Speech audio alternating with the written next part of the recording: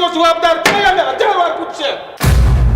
તમારા ધંધા મોટા છુપાવા જેવા હતા એટલે જ તમે ને મોટા છુપાઈને કરતા પછી તમે મીડિયાને કહો છો કે તમે હું કામ પૂછો. મીડિયા તો જવાબદાર છે અને 1000 વાર પૂછશે. તમે એના ઘર ઉપર જઈને તમે બુલડોઝર ફેરવી દો, તમે એના ઘર ઉપર જઈને તમે જેસીબી ફેરવી દો.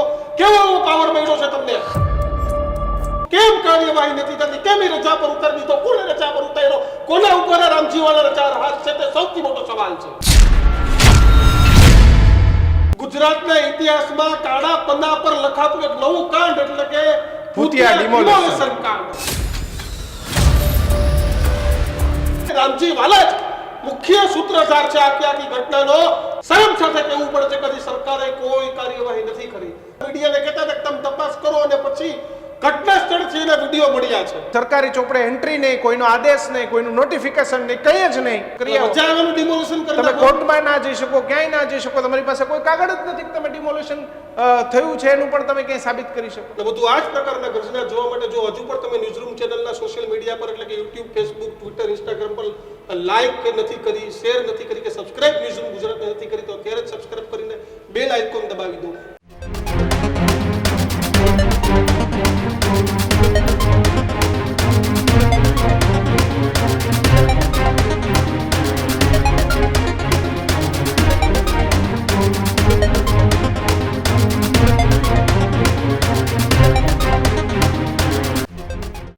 નમસ્કાર, વિશેષ રજૂઆત ગર્જનાત સાથે હું કિશન કાટલિયા આપનું હાર્દિક સ્વાગત કરું છું. અને હું છું દીક્ષિત ઠકરાર. આજના ગર્જનાતમાં વાત કરીશું ભૂતિયું ડિમોલેશન પણ અધિકારી પર કોના 4 હાથ.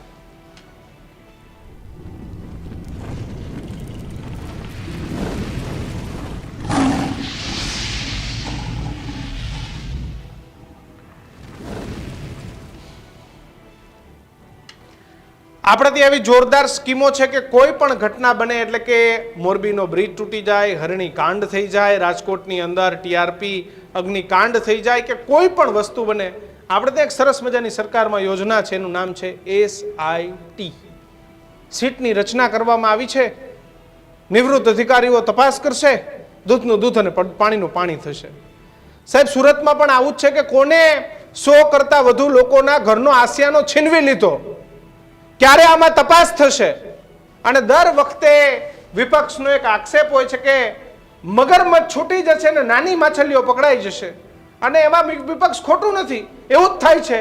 દર વખતે તમે ચોકીદારને પકડો, બહુ તો ક્લાસ 3 સુધી કે 4 સુધીના કોઈ માણસો હોય તેને તમે પકડીને જેલમાં પૂરી દો. પણ ક્લાસ 1 જેની મુખ્ય જવાબદારી શહેરની છે એવા કમિશનરો અને ડેપ્યુટી કમિશનરો અને આવા લોકોને આદેશ આપનારા ખાદીધારી નેતાઓ કે જે નેતાઓ એ રાજકારણમાં રહી અને અધિકારીઓને આદેશ આપે છે. કોક તો ત્યાંનો નેતા હશે દીક્ષિત કે જેને કીધું હશે કે આટલું તમે કરી દો સાહેબ મારું કામ થઈ જાય. એટલે કોણ આ નેતા હશે અથવા તો કેવો આવો અભિનેતા હશે? અને સૌથી પહેલી વાત, આ અધિકારી રામજીવાલા રજા પર ઉતરી જાય છે. તમે વિચાર કરો કે 2 દિવસ પહેલા સુફિયાની મારી ટીમને કીધું કે એ ઇન્ટરવ્યુ આજે ફરીથી કાઢી નાખે. ગઈકાલે બતાવ્યું હતું અને આજે પણ એ ઇન્ટરવ્યુ બતાવું છે કે ગઈકાલે જે 2 દિવસ પહેલા મીડિયાને કહેતા હતા કે તમે તપાસ કરો અને પછી ઘટના સ્થળથી એના વિડીયો મળ્યા છે. એ વિડીયો આજે એના બાઈક ફરીથી બતાવું છે કહેતા કે તમે તપાસ કરી, તપાસ કરી. રામજીવાલા જ મુખ્ય સૂત્રધાર છે આખી ઘટનાનો. તો કેમ કાર્યવાહી નથી થતી? કેમ રજા પર ઉતારી દીધો? કોને રજા પર ઉતાર્યો? કોના ઉપર રામજીવાલાના 4 હાથ છે? તે સૌથી મોટો સવાલ છે. કોણ છે સુરતને એવા તે ઉદ્યોગપતિ મોટા માણસ કે જેના માટે આટલી બધી વ્યવસ્થાઓ થાય? અને રામજીવાલા તો એવો તો કયો મોટો પાવરજો વ્યક્તિ છે કે ત્યાં ગમે એના ઘર ઉપર જઈને ડિમોલિશન કરી નાખે, ગમે એના ઘર ઉપર જઈને તમે બુલડોઝર ફેરવી દો, ગમે એના ઘર ઉપર જઈને તમે જેસીબી ફેરવી દો. કેવો પાવર મળ્યો છે તમને? તમારા ઘર ઉપર કોઈ કાકરી ચારો કરવા આવે તો તમે સાંભળશો નહીં. પણ ગરીબ માણસો હતા એટલે તમે તમારા ગરીબ માણસો હતા એટલે તમે ગમે ત્યાં જઈને તમે આ રીતે બુલડોઝર ફેરવી દો અને તમને એવું થાય કે અમારું કોઈ નહીં તો નહીં. એ ગરીબોનું સાંભળવા માટે પણ ગુજરાતમાં એવા હજારો લોકો છે. સરકાર પણ હવે નિંદરમાંથી ઉઠી છે અને સરકારે પણ કાર્યવાહીની વાત કરી છે. પણ મારે શરમ સાથે કહેવું પડે છે કે સરકારે કોઈ કાર્યવાહી નથી કરી. તપાસના આદેશની વાત થઈ અને તપાસના આદેશના દર વખતે વાત થાય. કિશને કીધું કે એક બાદ એક કાંડ, એ સુરતના તક્ષશિલા કાંડ હોય, હરણી કાંડ હોય, ટીઆરપી કાંડ હોય, મોરબીના બ્રિજની કાંડ હોય, આ કાંડ જ થશે ને હવે એક નવું કાંડ. ગુજરાતના ઇતિહાસમાં કાળા પન્ના પર લખાતું એક નવું કાંડ એટલે કે ભૂતિયા demolition કાંડ. ખબર જ નહીં, સરકારી ચોપડે એન્ટ્રી નહીં, કોઈનો આદેશ નહીં, કોઈનું નોટિફિકેશન નહીં, કંઈ જ નહીં, અને બસ ઓરિજિનલ અધિકારી ભૂતિયું ડિમોલેશન કરવા આવે. સાહેબ કેવી મજા છે નહીં? અને ફિલ્મ કરતા પણ તમે તમારા પૈસા લેવા આ તો એવું થયું ઘર તમે કે અધિકારીઓ જ બરબાદ રાજા છે ગુજરાતના. કાલે કોઈ કલેક્ટર સાહેબને વિચાર આવ્યો કે મારે કોઈ કાગળ નથી કરવું, 4 મામલતદારને મોકલે કે જાઓ ડિમોલેશન કરી આવો. રજા આવવાનું demolition કરી તમે નાખો. કોર્ટમાં ના જઈ શકો, ક્યાંય ના જઈ શકો, તમારી પાસે કોઈ કાગળ જ નથી કે તમે ડિમોલેશન થયું છે એનું પણ તમે ક્યાંય સાબિત કરી શકો. અને બાકી કેટલા ગેરકાયદેસર કામ ચાલે છે એ બધાને ખબર છે. આજ મામલે આજે ગ્રંથદાનમાં ચર્ચા કરવી છે. આપણી સાથે સુરતથી વરિષ્ઠ પત્રકાર કિરીટ ત્રિવેદી અને વરિષ્ઠ પત્રકાર તુષાર બસિયા સોમન ન્યૂઝમાંથી આ બંને જોડાયા છે. કિરીટ ત્રિવેદી પાસે સૌથી પહેલા જાઉં છું. કિરીટ, શું કહેશો, કોની મિલીભગત, કોના 4 હાથ? કારણ કે જે પ્રકારનો ઘટનાક્રમ અને જે રીતે રામજીવાલા ક્યાં ગાયબ થઈ ગયા છે, ક્યાં ગાયબ થઈ ગયા છે અધિકારી? અધિકારી 7 દિવસની રજા ઉપર ઉતરી ગયા છે સાહેબ. અત્યારે પહેલી વસ્તુ એ કે એ અધિકારીને આદેશ આપનારા આ ખાદી જાગડો જ હતા, ભારતીય જનતા પાર્ટીના જ લોકો હતા, અને એમણે રીતસર આ સોપારી ફોડી છે સુરત શહેરની અંદર. જે અધિકારી લેવલે સોપારીઓ ફોડવામાં આવે છે એ પૈકીની આ એક સોપારી છે. પહેલી વસ્તુ એ સમજવી પડશે કે ભારતીય જનતા પાર્ટીના શાસકો જે પ્રમાણે અત્યારે વહીવટ કરી રહ્યા છે શહેરનો, કમલમ ખાતેથી જે શહેરનો વહીવટ થાય છે એના અંદર જે પ્રમાણે ભ્રષ્ટાચાર વ્યાપ્ત છે, બિલ્ડરોને જમીનો બારોબાર વેચી દેવામાં આવે છે, કોર્પોરેશનના રિઝર્વેશનના પ્લોટ બારોબાર વેચી દેવામાં આવે છે, અને આ બધું જ થઈ રહ્યું છે કોની નજર હેઠળ છે? કોની મીઠી નજર છે આમાં? બિલ્ડરોને જે કોન્ટ્રાક્ટ આપવામાં આવે છે એ આપનારા કોણ છે? એ આ ભારતીય જનતા પાર્ટીના શાસકો છે. ગરીબનું કોઈ બેલી નથી. એ લોકો 5 વર્ષે એક વખત જ આ ગરીબ માણસોને યાદ કરે છે જ્યારે એમને એમની પાસેથી વોટ જોતા હોય છે. આના સિવાય કોઈ કરતા કોઈ ગરીબનું બેલી નથી. આ ભારતીય જનતા પાર્ટીના શાસનમાં ઠેકેદારો અને અધિકારીઓએ માજા મૂકી છે એમ કહી શકાય સાહેબ. અને ખાસ કરીને ગુજરાતની ભોળી પ્રજા જે છે, જેને તમે ધર્મના નામે બહેકાવી અને વોટ લો છો એની પાસેથી, અને 5-5 વર્ષ સુધી એના ઉપર શાસન કરો છો, અને 5 વર્ષ સુધી જે કોર્પોરેશનમાં સામાન્ય કોર્પોરેટર રહ્યો હોય એ 3-3 બંગલાનો માલિક બની જાય છે. એની સંપત્તિ રાતોરાત 100 કરોડથી વધારે થઈ જાય છે 5 વર્ષની અંદર. કયા ભાવમાં છૂટશે આ લોકો? આ પ્રજાના ગળા લૂછીને ભ્રષ્ટાચાર કરી અને ભેગું કરેલું ધન. આજે અમારે સાબરીનગરમાં જે ચોક બજાર વિસ્તારની અંદર લઘુમતી સમાજના લોકો ત્યાં વસે છે, એ પણ માણસો છે, એ પણ આ લોકો પણ આ દેશના નાગરિકો છે. બિલ્ડરના ઈશારે આ આખી ઘટનાને અંજામ આપવામાં આવ્યો છે. અને જે રામજીવાલા તમે જે કહો છો, એ રામજીવાલા અત્યારે 1 સપ્તાહની રજા ઉપર ઉતરી ગયા છે. આજે કોર્પોરેશન ઉપર મોટા પ્રમાણમાં બબાલ થઈ છે. કોંગ્રેસના લોકો અને સ્થાનિક લોકોએ ત્યાં જબરદસ્ત વિરોધ કર્યો છે અને તાળાબંધી કરવાનો કાર્યક્રમ કર્યો છે તાપી સદન ઉપર. જે સુરત મહાનગરપાલિકાનું મુકલીસરાય ખાતેનું બિલ્ડિંગ છે, કિરીટભાઈ, એનું નામ હમણાં તાપી કિરીટભાઈ, સદન કર્યું છે. પોલીસ ત્યાં આવી જાય તો પોલીસ કયા આધારે આવી? કારણ કે ડિમોલેશન થવાનું હોય તો કોર્પોરેશન પોલીસને પત્ર લખે કે ભાઈ આવતીકાલે ફલાણા ઠરાવ અનુસાર ફલાણાના આદેશથી આવતીકાલે ફલાણી જગ્યાએ ડિમોલેશન છે, તો આપ શ્રીને વિનંતી છે કે બંદોબસ્ત ફાળવો. પોલીસ કયા આધારે આવી હતી ત્યાં? તમને બહુ સરસ વાત કરું સાહેબ. તમને સુરતની અંદર કોઈ ગેંગ કાર્યરત નથી. ડી ગેંગ હોય કે છોટા રાજન ગેંગ હોય, કોઈ ગેંગ કાર્યરત નથી. તો એનું કારણ શું છે? એનું કારણ માત્ર ને માત્ર એટલું જ છે કે સુરત પોલીસ જ બિલ્ડરોની સોપારી ફોડી નાખે છે. જમીનના વિવાદ હોય, પ્રોપર્ટીના વિવાદ હોય કે બીજા કોઈ નાના મોટા વિવાદ હોય તો અધિકારીઓ ઉપર આક્ષેપો થયા છે ભૂતકાળની અંદર. સુરત પોલીસ ઉપર ભયંકર આક્ષેપો થયા છે, પરંતુ કોઈ પગલા નથી લેવામાં આવતા. કોઈ પગલા નથી લેવામાં આવતા એનું કારણ એ છે કે એ અધિકારીઓને પણ એમના હિસ્સા મળતા હોવાનું કહેવાય છે, અને તમામ સ્તરે ભ્રષ્ટાચાર વ્યાપ્ત છે. પોલીસને તમે ધારો એ સોપારી ફોડાવી શકો છો. ઇકોનોમિક સેલ હોય, એસઓજી હોય કે પીસીબી હોય કે ક્રાઇમ બ્રાન્ચ હોય, કોઈ પણ હોય, તમારી પાસે તમારું ખીસું ગરમ હોય અને એનું ગજવું ગરમ કરવાની તાકાત હોય અને પોલિટિકલ બેકગ્રાઉન્ડ હોય તો તમે ધારો એ કામ સુરત શહેરની અંદર કરી શકો છો. અત્યાર સુધી આવી બિલ્ડરોની સોપારીઓ ફોડતી જ આવી છે સુરતની પોલીસ, અને એના કારણે સુરતની અંદર કોઈ ગેંગ નથી, કોઈ પણ ગેંગ સુરતમાં એક્ટિવ નથી. એનું કારણ પોલીસ જવાબદાર છે. પોલીસ જ સીધી સોપારી ફોડી નાખે છે એવું કહેવામાં આવે છે. એટલે પોલીસથી મોટા કોઈ દાદા જ નથી એમ ને? જો તળિયાજાકર તપાસ થાય તો હું તમને ચોક્કસપણે કહું છું કે કશે ને કશે પોલીસની ભૂમિકા પણ આમાં સામે આવશે, પાલિકાના અધિકારીઓ. કિરીટભાઈ, એટલે સુરતમાં એક જ દાદા છે, સુરત પોલીસ જ દાદા છે. સુરત પોલીસ જ દાદા છે. પોલીસની દાદાગીરી ચાલે છે, અધિકારી રાજ છે, ભ્રષ્ટાચારી રાજ છે. અને પ્રજા હવે 5 વર્ષ સુધી ફ્રી છે. 5 વર્ષ પછી જ હવે એમનો વારો આવશે અને ત્યારે પાછું ધર્મનું અફીણ પીવડાવી અને એમની પાસેથી એમનો કિંમતી વોટ લઈ લેવામાં આવશે. આ તમામ બાબતો માટે જવાબદાર છેલ્લે ભારતીય જનતા પાર્ટીના ભ્રષ્ટ શાસકો છે અને એ ભ્રષ્ટ શાસકોના કારણે આજે 100 થી વધારે પરિવારો ઘરબાર વિહોણા બન્યા છે. શહેરની ઉપર ને ગુજરાતની ઉપર ચોમાસું તોલાઈ રહ્યું છે. આ ગરીબ માણસો ક્યાં જશે ચોમાસામાં?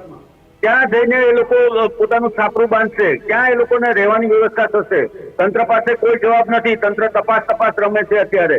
અને તંત્રને જે દિવસે પ્રજા રોડ પર દોડાવીને આ લોકોને મારશે, અધિકારીઓ હોય, કર્મચારીઓ હોય કે રાજકારણી હોય કે ગમે તે હોય, ત્યારે આ પ્રજામાં સુધારો થશે. આ લોકો સુધરવાના નથી એના વગર.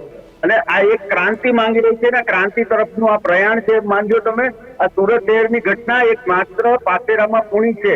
આવી સંખ્યાબંધ ઘટનાઓ ગુજરાતની અંદર બની ગઈ છે. ગૌચરની જમીનો વેચાઈ ગઈ છે. કોના ઇશારે જમીનો વેચાય છે ભાઈ? ગૌચરની જમીનો વેચાય છે. ગૌચરની જમીનો પર બારોબાર પ્રોજેક્ટ બની જાય છે. સરકારી જમીનો પર સોસાયટીઓ બન્યા પછી કાયદેસર કરવામાં આવે છે. સુરતનો દાખલો છે, આ રામજીવાલા છે અને આ રામજીનગરનો દાખલો છે. સરકારી જમીન ઉપર બિલકુલ આપણે સોસાયટી બની ગઈ ને પછી કોર્ટમાં જઈને કાયદેસર બધું કરીને આખી ઘટનાને તમે કઈ રીતે જુઓ છો? કારણ કે આપણે કિરીટભાઈ પાસે પહેલા એટલે કે લોકલ સુરતમાં છે, કેમ અધિકારીઓ આવી સોપારી ફોડી રાખે છે? આમ તો આપણા અધિકારીઓ પાસે કોઈ જાય તો કાયદાના મોટા પાઠ ભણાવે છે કે આ ટેકનિકલ છે, આ જોવું પડશે, આ કાગળ આમ છે તેમ છે. કેવી માલ મલાઈ મળ્યું હોય છે તુષાર અધિકારીઓને કે રાતોરાત ગરીબોના આશ્ચર્ય છીનવી લીધા? સાહેબ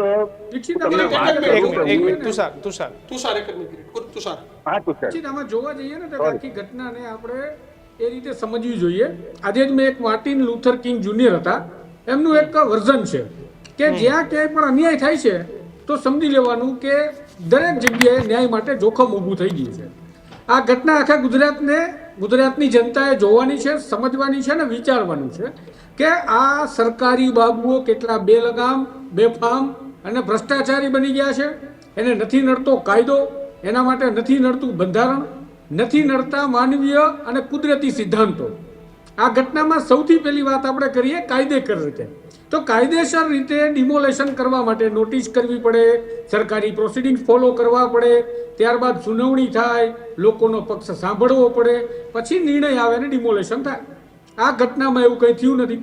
છતાં પણ પોલીસ ત્યાં પહોંચી જાય છે બંદોબસ્ત લઈને.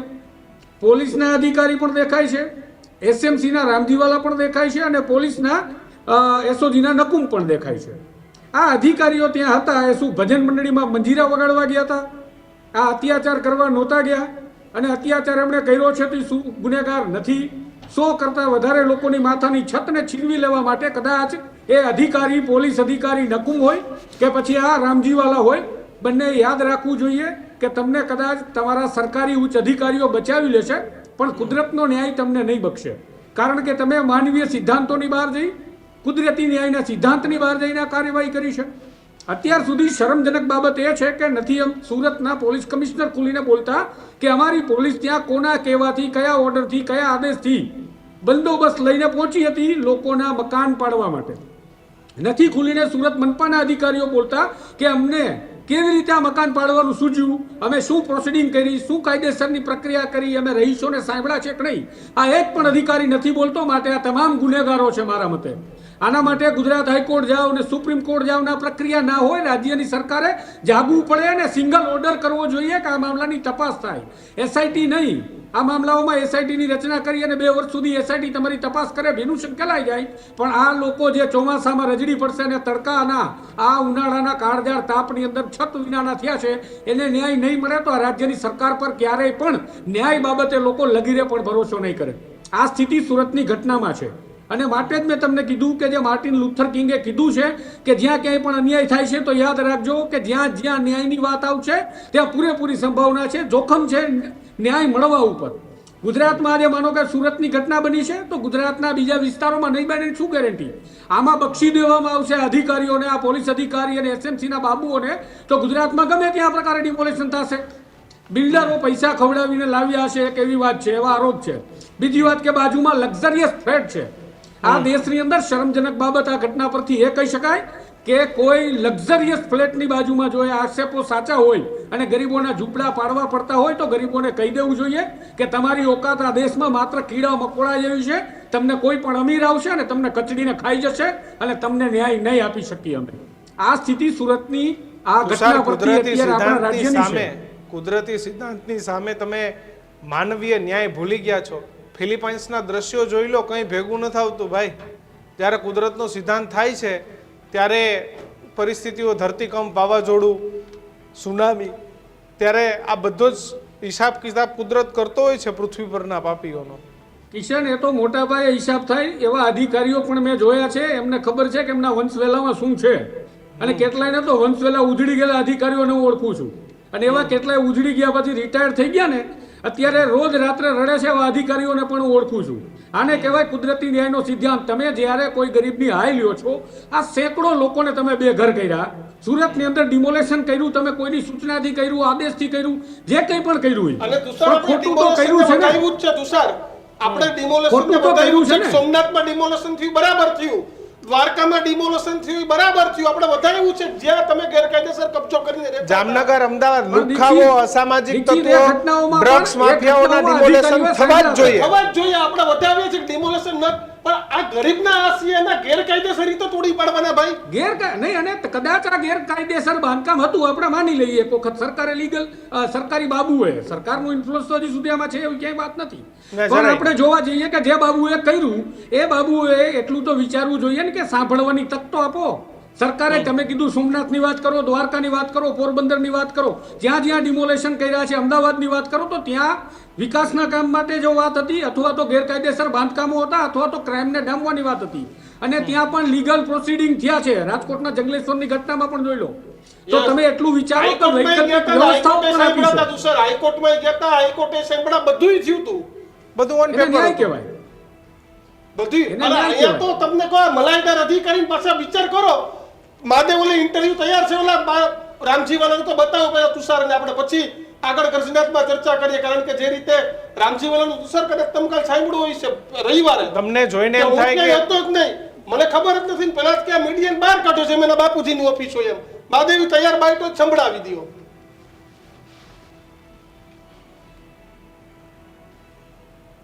કદાચ બાઈટ આવતી લાગે છે, पर तुषार શું આખી ઘટનામાં શું તમારું કહેવું છે? રામજીવાલા સાહેબ इतना कॉन्फिडेंस कहां से लाते हो? तुषार આ બધાને આટલી બધી હિંમત ક્યાંથી આવે છે? આવા રામજીવાલા જિલ્લે જિલ્લે તાલુકા અને મહાનગરો ઠેક ઠેકાણે થઈ ગયા.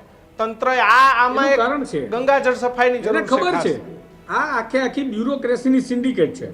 આમાં ગાળો સાંભળવાની આવે નેતાઓને, ભોગવવાનું આવે નેતાઓને. સિન્ડિકેટ હોય સિનિયર ઓફિસરોની, જે બ્યુરોક્રેટ્સની સિન્ડિકેટ તરીકે ઓળખાય છે. તમે રાજકોટની અંદર ઘટના થઈ ટીઆરપી ગેમ ઝોન, તો ત્યાં પણ તમે જોયું કાર્યવાહી થઈ, અસલ મજાના નેતાઓ, સરકારે પ્રેશર કર્યું એટલે અસલ મજાના મહિનાઓ સુધી જેલ કાપી અધિકારીઓએ. પછી પણ બીજા અધિકારી આવે તો એ જ સ્થિતિ થાય. રાજ્યસભાના અત્યારે પૂર્વ થઈ ગયા, ત્યારે ચાલુ રાજ્યસભાના સાંસદ રામભાઈ મોકરિયાએ કીધું કે ફાયર સેફટીના પૈસા તો મારે દેવા પડે એવી સ્થિતિ હતી. તો આ અધિકારીઓને ખબર છે કે રૂપિયાનું રાજ હાલે છે. આ રૂપિયાના રાજની જે સિસ્ટમ છે એના કારણે બ્યુરોક્રેટ્સને ખબર છે કે ઉપરી અધિકારીઓ નેતાઓને કોઈ પણ પ્રકારે ગોળી પાઈ દેશે, આપણા સામે તપાસ ચાલુ કરશે, ઇન્કવાયરી બેસશે, નેતાઓ ભોગવશે અને આપણી નોકરી ચાલુ રહેશે. આમાં તમે સમજો કે ત્યાંના સ્થાનિક ધારાસભ્ય, ત્યાંના કોર્પોરેટરો, એસએમસીના મેયર, આ બધા સાંભળશે. પહેલા આપણે બાઇટ સાંભળીએ. બાઇટ સંભળાવો ગઈ રવિવાર વાળી.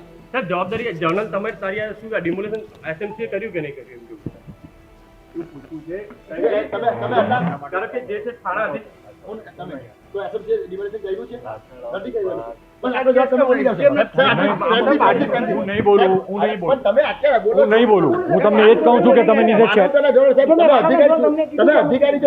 આવી રીતે ઘેરી લેશો તો કશું જ નહીં થાય. હું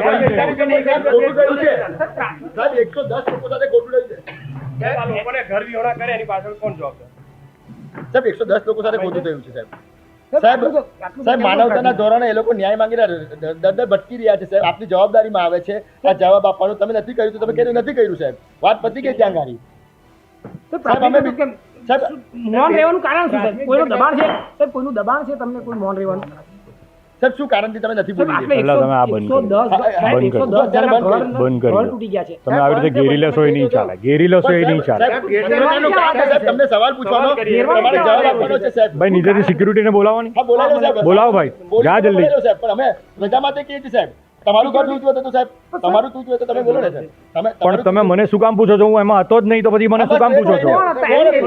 એ મને શું ખબર કોણ હતા? એ તમે શોધો કોણ હતા.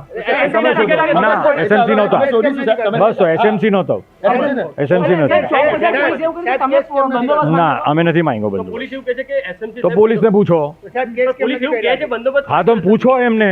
એટલે પૂછ્યું એટલે અમે ના પાડીએ છીએ તમને કે અમે બંદોબસ્ત નથી માંગ્યો. આ કેટલું ખોટું કહેવાય છે 110 ઘર આપને ખ્યાલ નથી તૂટી ગયા ખ્યાલ નથી નહીં, બધાને જ ખ્યાલ છે. તમને નથી ખ્યાલ તૂટી ના, ગયા? સાહેબ, કોણે તોડ્યા નથી ખ્યાલ? તમારો સવાલ શું છે? કોણે તોડ્યા? એસએમસી નથી તોડ્યા.